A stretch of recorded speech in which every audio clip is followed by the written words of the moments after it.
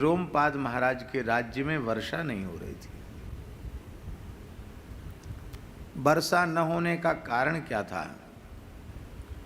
वर्षा न होने का कारण था ब्राह्मण का अपराध बन गया था। किसी ब्राह्मण को कुछ तपोधन ब्राह्मण को कुछ देने के लिए कह दिया था रोमपाद ने, और प्रमादवश वे वचन देकर उसे देना भूल गए। ब्राह्मण तो अयाची था, उसने द्वारा राजा को याद दिलाना या मांगना उचित समझा नहीं। वह अंग देश को छोड़कर चला गया। एक महान तपस्वी ब्राह्मण के तिरस्कार के पाप के कारण इनके राज्य में अवर्षण हो गया। इसलिए किसी को कुछ देने का वचन दे दे तो जितनी जल्दी हो सके उसकी पूर्ति कर देना चाहिए। जितना समय बीतता चला जाएगा दाता के ऊपर उतना कर्ज चढ़ता चला जाएगा।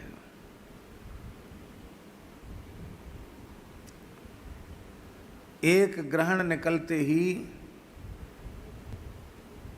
देने वाली जो वस्तु है वो उतनी ही जितनी कही गई उतना देने से उसका चुकता नहीं होता, उसको दुगना करके देना पड़ेगा। 2 ग्रहण निकल गए तो चौगुना करके देना पड़ेगा। अब जितने साल निकल जाएंगे उसमें जितने ग्रहण निकल जाएंगे उतना गुना करके देना पड़ेगा। इसलिए देने का मुख से निकला है तो बहुत शीघ्र उसको दे देना चाहिए। इसलिए भैया जी विधि ये है कि ब्राह्मण की दक्षिणा जो होती है वो देवताओं का विसर्जन होए उसके पूर्व देवताओं की उपस्थिति में ही आचार्य दक्षिणा ब्राह्मणों की दक्षिणा होती है।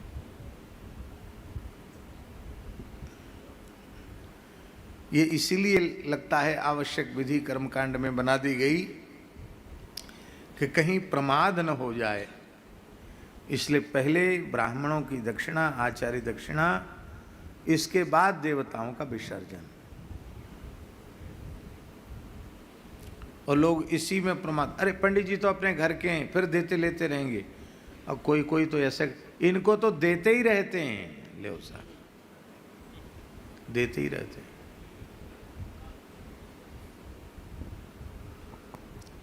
स्थिति ये है, आप लोग अन्यथा नहीं मानना, स्थिति ये है अच्छे अच्छे संस्कृत के विद्वान पंडित, अच्छे वेदज्ञ ब्राह्मण अपने पुत्र को डॉक्टर, इंजीनियर, मास्टर, कलेक्टर बनाना चाहते हैं। ब्राह्मण नहीं बनाना चाहते, पंडित नहीं बनाना चाहते। क्यों? क्योंकि वे अनुभव करते हैं कि हमने जिस विपन्नता में अपने गृहस्थाश्रम के दिन गुजारे हैं, कैसी दयनीय स्थिति हमारी रही, और अपने को धार्मिक कहने वाले लोगों ने मेरी कितनी उपेक्षा की, कितना तिरस्कार मेरा हुआ। तो जैसे तैसे हमने अपने गृहस्थाश्रम को चलाया, अपने बच्चों को पढ़ाया लिखाया। अब हमारे बच्चों को ये दिन न देखने पड़े, और इसका दुष्परिणाम ये है कि अच्छे वेदज्ञ संस्कृतज्ञ ब्राह्मण धीरे धीरे लुप्त होते चले जा रहे हैं। बड़े बड़े शहरों में शुद्ध स्वस्थ वाचन बोलने वाले लोग उपलब्ध नहीं हो रहे हैं। अब जमाना ऐसा आ गया कि कोई कर्मकांड कराओ, कोई कथा वाँचो, कोई कुछ करो, किसी को कोई प्रतिबंध तो है नहीं। तो अब कर्मकांड भी कराने वाला ब्राह्मण हो यह आवश्यक नहीं रह गया, कोई कराओ।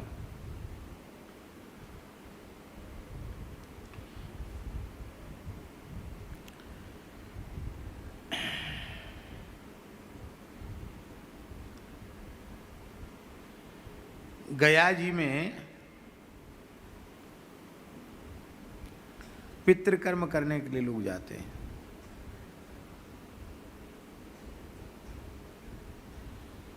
पर वहाँ कर्म कराने वाले सब ब्राह्मण मिलेंगे, इसको संभव नहीं है। मुख्य ठेकेदार तो ब्राह्मण होता है, पर वो जिन लोगों को जजमान का मुंह देख के लगाता है वो सब राम जी राम।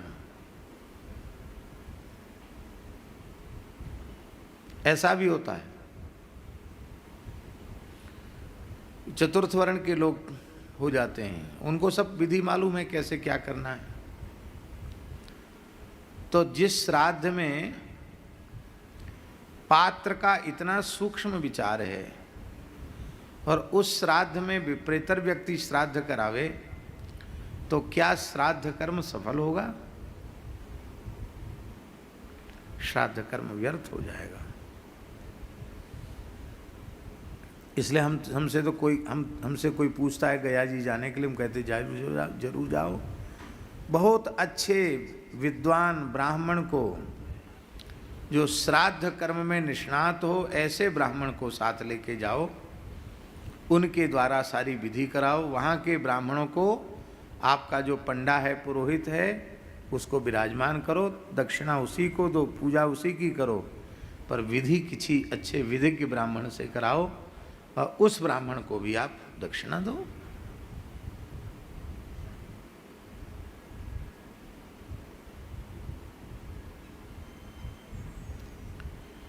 और खूब अच्छी दक्षिणा दो जिससे वो बहुत प्रसन्न हो जाए। उसके प्रसन्न होने से पितर अपने आप प्रसन्न होंगे, ब्राह्मण के प्रसन्न होने से देवता प्रसन्न होंगे।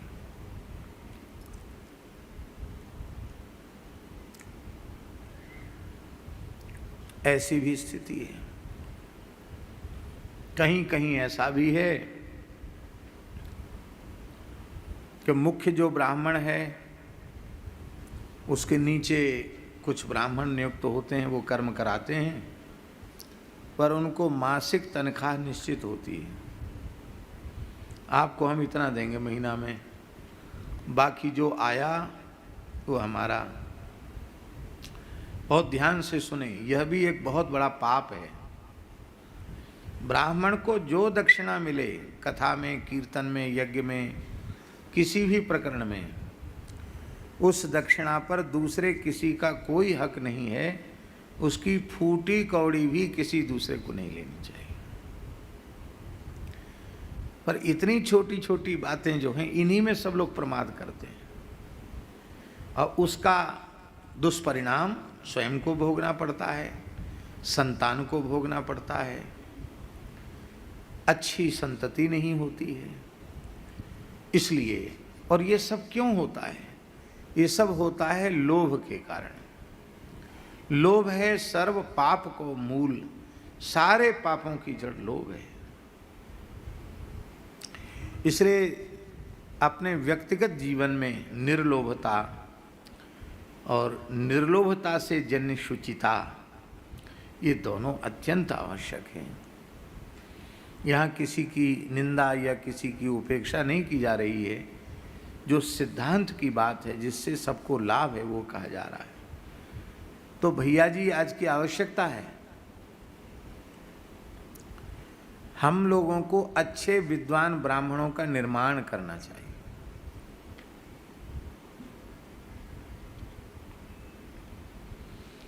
निर्माण कैसे होगा ब्राह्मणों का? अच्छे वैदिक गुरुकुल खोले जाने चाहिए, उनमें उत्तम से उत्तम व्यवस्था देकर, निःशुल्क व्यवस्था देकर विप्र बालकों का समय से यज्ञोपवीत संस्कार करा के उन्हें षडंग वेद का पंडित बनाना चाहिए। अब फिर उनको उनके द्वारा जो वैदिक कर्मकांड होगा वह सनातन धर्म की वृद्धि करने वाला होगा, सनातन धर्म की सुरक्षा करने वाला होगा। रश्मि भाई,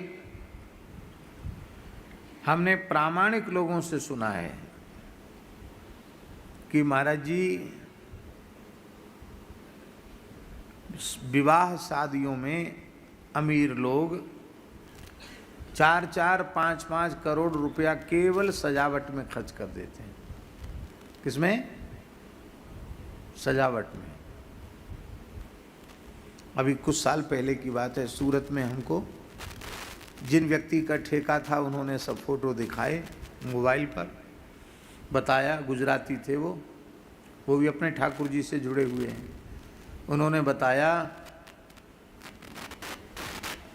कि गुरुजी ये ठेका हमको यहाँ सूरत में मिला है, 4 करोड़ का ठेका, सजावट, केवल सजावट 4 करोड़ की। हमने कहा इसी में भोजन? बोले नहीं, भोजन वगैरह का तो अलग है, उसका कॉन्ट्रैक्टर अलग है, ये केवल सजावट का है। हमने कितने दिन के लिए? 1 रात के लिए।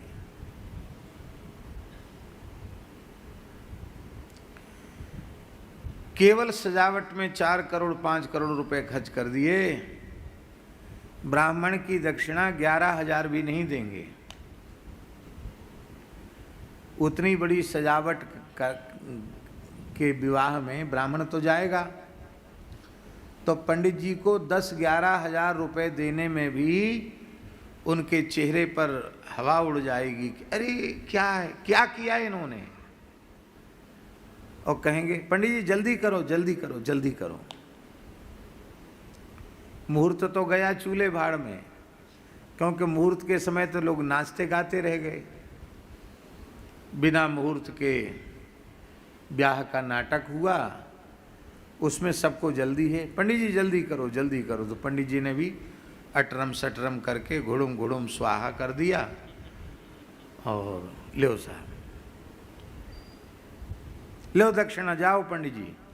वही सबसे श्रेष्ठ पंडित जी माना जाता है जो कम से कम समय खाए। ये हंसाने के लिए नहीं बोल रहे, ये सब हमारे दोष हैं और इन दोषों के कारण ही धर्म नष्ट हो रहा है। इसलिए शास्त्री जी, अपने को भले ही कोई कुछ न दे, पर अपने स्वयं किसी को दें तो हृदय खोलकर और हाथ खोल करके दें। आप जितना हृदय खोल के हाथ खोल के दोगे, भगवान उतना ज्यादा उदारता पूर्वक आपको भी देगा। आप ऐसे हाथ को ऐसे करोगे तो ठाकुर जी मुट्ठी बंद कर लेंगे।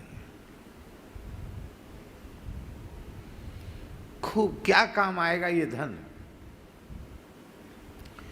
फूटी कौड़ी काम आने वाली नहीं है। यदि मुक्त हो गए तो कोई बात ही नहीं है। कथनचित मुक्त नहीं हुए तो सुपात्रों में जो कुछ दान किया गया है वह कई जन्मों तक अनंत अनंत गुणित होकर हमको मिल जाने वाला है। तो ये तो सबसे बढ़िया फिक्स डिपॉजिट हुआ, जो कई कई जन्म तक जिसका मुनाफा मिलता रहे। तो हर प्रकार से देना ही उचित है। हमारे इस वक्तव्य का अर्थ यह मत लगा लेना कि हम बैठ के भीख मांग रहे हैं आपसे। सच्ची बात यह है महाराज जी, अनुभव की बात है कि अब तक किसी से न एक मुट्ठी अन्न मांगा गया और न 1 रुपया मांगा गया। फिर भी श्री ठाकुर जी की अहेतु की कृपा करुणा से जो भगवान की प्रतिज्ञा है, अनन्यास चिंत्यन्तो माम ये जना पर्युपास्ते तेषां नित्याभियुक्तानां योगक्षेमं वहाम्यहम्। ये योगक्षेमं वहाम्यहम् का अनुभव प्रतिपल हो रहा है कि भगवान ही वस्तुतः कृपा पूर्वक योगक्षेम का वहन कर रहे हैं।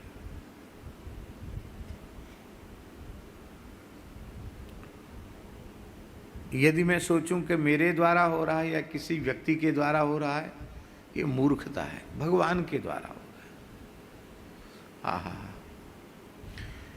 तो अब सोचिए, केवल एक ब्राह्मण को देने की कहकर और महाराज भूल गए, नहीं दिया। और ब्राह्मण अयाची था, स्वाभिमानी था, उसने द्वारा मांगा नहीं।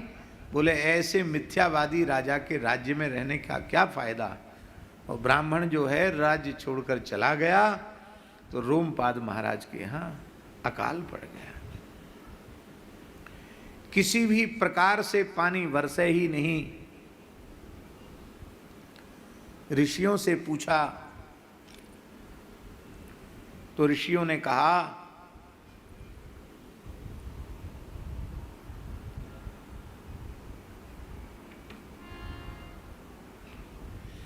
ये ब्राह्मण के तिरस्कार का परिणाम है। अब इसका प्रायश्चित यही है कि ऐसा कोई ब्राह्मण आपके राज्य में अपना चरण पधरा दे जिसको काम विकार ने स्पर्श ही न किया हो। काम विकार ने स्पर्श न किया हो, ऐसा ब्राह्मण चरण रख दे तो फिर उस दोष की निवृत्ति हो जाएगी और फिर तुम्हारे राज्य में वर्षा हो जाएगी।